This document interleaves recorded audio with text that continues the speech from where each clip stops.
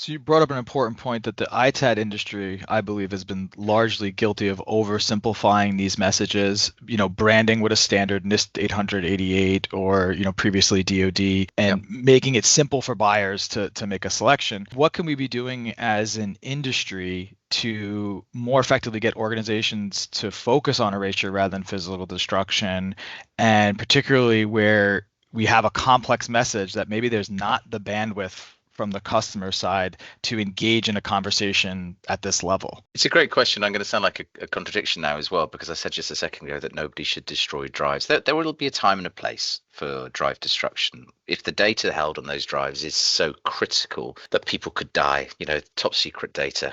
If I was in the risk owner's shoes there, I'd be destroying those drives and I'd be wrapping them up and sending them to the moon, because the impact and the consequence of a data loss is just too high to bear. Let's be realistic. However, that's a very small percentage of risk owners. What can we do as an industry? I think we need to engage in the decision-making process better.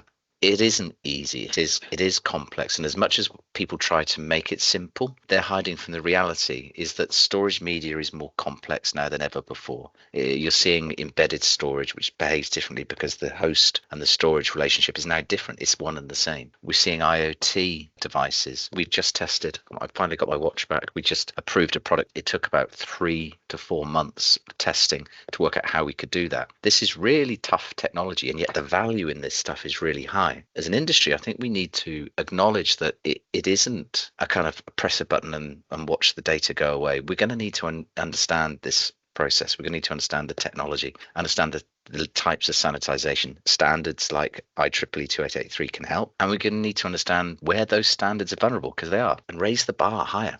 When is enough? It's never enough. We need to be absolutely assured of this. And I think we need to be aware we're perhaps not as good as we think we are.